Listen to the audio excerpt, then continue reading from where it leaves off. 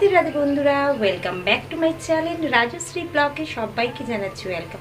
তো বন্ধুরা দেখো, রেডি হয়ে গেছে, যাচ্ছি কলকাতাতে। আর তোমাদের দাদাভাই যাবে না, যাবে হচ্ছে মা বাবা বোন জামাই যাব। তো এখন তোমার দাদাভাই মালদাতে আমাকে পৌঁছাতে যাচ্ছে গাড়ি করে। তো চলো যাওয়া যাক। কতটা ভিডিও করতে পারবো সেটা জানি না, তোমাদেরকে পারলে একটু একটু করে অবশ্যই শেয়ার করবো।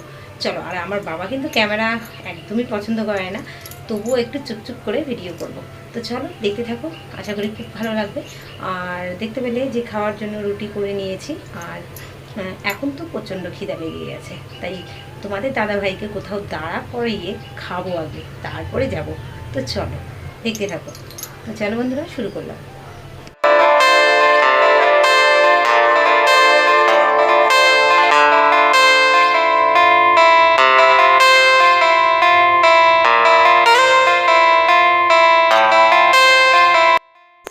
এখানে যেন আমি এত সুন্দর কথা বলছিলাম, এদিকে তোমাদের দাদাভাই লাগিয়ে দিয়েছে গান, গাড়িতে গান লাগিয়েছে।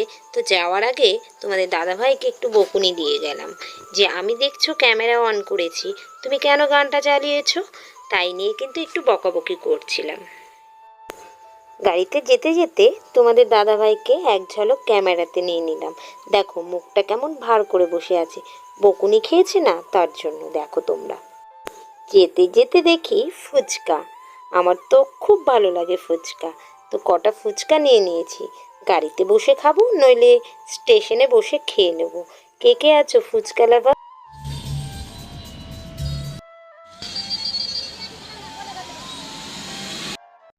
তো বন্ধুরা চলে এসেছি, আর ট্রেনে দেখো আমরা উঠেও গেছি। ট্রেনে উঠে খাওয়া দাওয়া করে সিটে কিন্তু আমরা শুয়ে পড়েছি। আমার সিট পড়েছিল ওপরে। আমার তো কোনো মতেই ঘুম হয় না, জানো তো, আমি 2 দিন ঘুমাইনি। এই যে দেখো, অর্ধেক রাতে উঠে উঠে ক্যামেরা অন করে শুধু নিজেকেই দেখছিলাম। জানো তো, আমার আমার না ট্রেনে একদম ঘুম হয় না গো।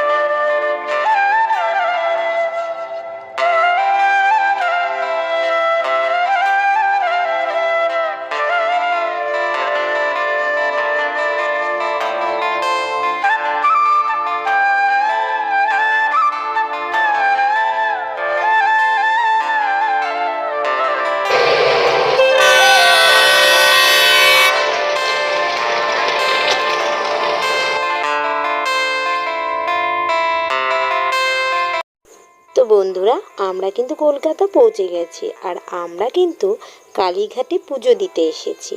তো দেখো, বোনের বিয়ের পর আমরা কালীঘাটে পুজো দিতে এসেছি। আর পুজো দেওয়ার এখানে কিন্তু ক্যামেরা অ্যালাউ নেই। তো চলো, যদি পারি তোমাদের সাথে শেয়ার করব। তো বন্ধুরা, স্নান সেরে দেখো মন্দিরের লাইনে কিন্তু দাঁড়িয়ে গেছি আমরা। একটুখানি ক্যামেরা করেছিলাম, আর ভেতরে তো ক্যামেরা নিয়ে যেতে দেয়নি। তারপরে দেখো, এখানেও একটা কিন্তু মন্দির আছে, সেখানেও ঘুরে নিলাম। আর আশেপাশে অনেক মন্দির ছিল, সেখানেও ঘুরে নিয়েছি আমরা।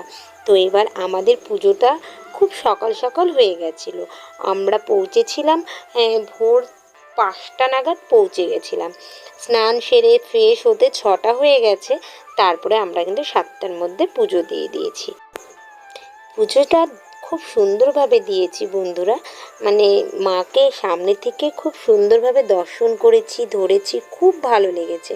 তো চলো, পুজোটা তো দেওয়া হলো, এবার সারাদিন কি করব বলো, একটু একটু সামনাসামনি যেগুলো পড়বে সেগুলো একটু ঘোরাফেরা করে চলে যাব স্টেশনে।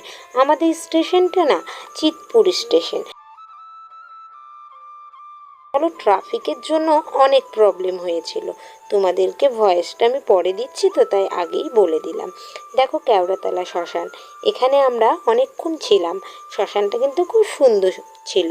উত্তম কুমার যেখানে পুড়িয়েছিল সেটাও দেখে এসেছি। আর অনেক জায়গাতে কিন্তু ক্যামেরা অ্যালাউ ছিল না, তাই তোমাদের সাথে শেয়ার করতে পারিনি। কিন্তু শ্মশানটা কিন্তু মনেই হচ্ছে না যে ওটা শ্মশান। গঙ্গার ধারগুলোতেও গিয়েছিলাম, সেখানে একটু একটু করে ভিডিও নিয়েছি। পুরো শ্মশানটা ঘুরতে আমাদের মোটামুটি আধ ঘন্টা লেগে গেছিলো, কারণ অনেক কিছু ছিল বন্ধুরা, সেগুলো সুন্দর করে দেখছিলাম। দেখো, কলকাতাতে তো আমরা সবসময় যেতে পারবো না, যখন এসেছি তখন দেখবো না কেন বলো।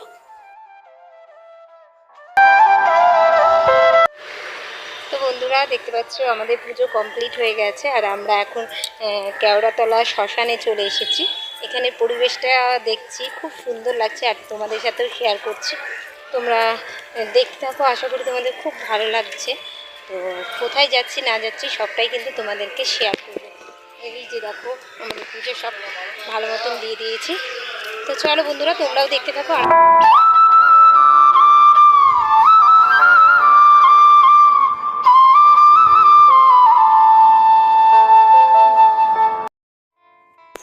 আমরা যে শ্মশানের মধ্যে আছি সেটা কিন্তু আমরা ফিলই করতে পারছি না। এতটা পরিষ্কার জায়গা, এতটা সুন্দর জায়গা, তোমরা ভিডিওটা দেখলেই বুঝতে পারবে। খুব ভালো লেগেছে। আমি তো প্রথমে ভেবেছিলাম যে শ্মশানে যাব, কেমন হবে না হবে।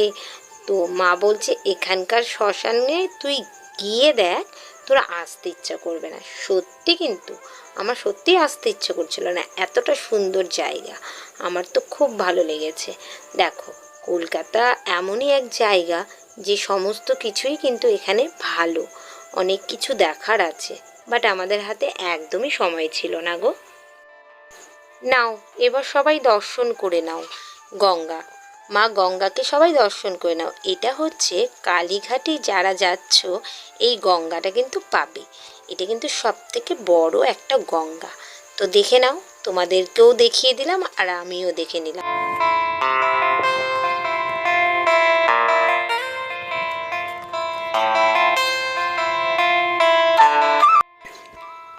দেখো, চোখ মুখের অবস্থা কি হয়েছে। এই রোদের মধ্যে ঘুরে ঘুরে বেড়াচ্ছি, কি করা যাবে। কলকাতায় যখন এসেছি একটু তো ঘুরে যাই, কারণ সারাদিন কোথায় থাকবো বলো। আর এত আগে তো স্টেশনে যাওয়াও যাবে না, তাই আমরা কিন্তু একটু গাড়ি রিজার্ভ করে একটু আশেপাশেগুলো ঘুরছিলাম। আর এত বড় বড় বিল্ডিংগুলো দেখে মনটা তো খুব ভালো লাগছিল, কারণ আমাদের এদিকে তো এত বড় বিল্ডিং দেখি না। একমাত্র কলকাতা গেলেই কিন্তু দেখা যায় এইরকম ঘর বাড়ি। খুব ভালো লাগছিল, তাই তোমাদের সাথেও শেয়ার করে দিলাম এই বড় বড় বিল্ডিংগুলো। তো এই দেখতে দেখতে ঘুরতে ঘুরতে আমাদের কিন্তু সময় হয়ে যাবে ট্রেনের। তো কিছুক্ষণ আগে তো আমাদের যেতেই হবে স্টেশনে, তাই না? তো চলো, স্টেশনে গিয়ে তারপরে কথা হচ্ছে আবার। আর দেখো, রাতের বেলা তো ঘুম হয়নি, চোখ মুখগুলো কেমন হয়ে গেছে। প্রথম দিন তো ঘুমাইনি, দ্বিতীয় দিনও ঘুমাইনি জানো তো, কারণ আমার ট্রেনে তো ঘুমই হয় না। যখন আমি বারসয়ে আসি তখন আমার বাবা একটুখানি আমাকে ডেকে দিয়েছিল, কারণ একটু চোখটা লেগেছে। বলছে বারসয় চলে এসেছি, নামতে হবে। কেন বলো তো, আমি তো আর মালদাতে নামিনি, আমাকে নিয়ে চলে এসেছিল রায়গঞ্জে।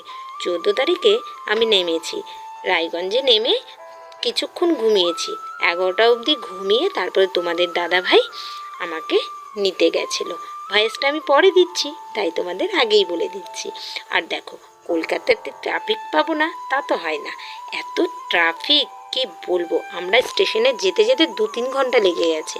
এই যে দেখো, আমরা স্টেশনে পৌঁছালাম, বিকেল বিকেল হয়ে গেছে। তো আমাদের 7:50 ট্রেন আছে। তো আমরা কিছুক্ষণ বসবো, তারপরে ট্রেন ছাড়বে। তো চলো যাওয়া যাক। আর ট্রেনটা কিন্তু এখান থেকেই ছাড়বে, এটাই একটা মেন ব্যাপার। আর আমরা একটু বসে তারপরে একদম ট্রেনে উঠে যাব। তো চলো, পারলে তোমাদের সাথে শেয়ার করছি।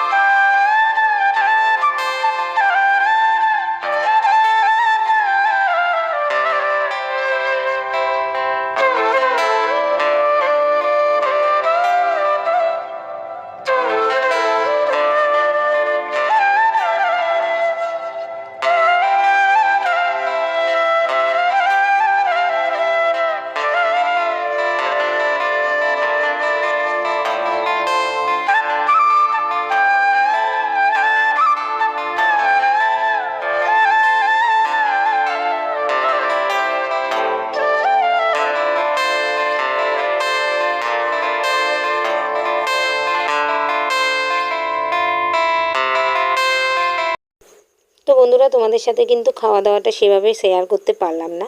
এখন দেখতে পেলে যে আমরা আনারস খেলাম, এনার্জি ড্রিঙ্ক খেলাম, এটা কিন্তু বিকেলের খাবার। আর সকালের খাবারে বলতে আমরা কিন্তু ভাত খেয়েছিলাম, আমরা নিরামিষ ভাত খেয়েছিলাম। আর রাতে কিন্তু আমরা দোকান থেকে তড়কা রুটি নিয়ে নিয়েছিল রাতে ট্রেনে খাওয়ার জন্য।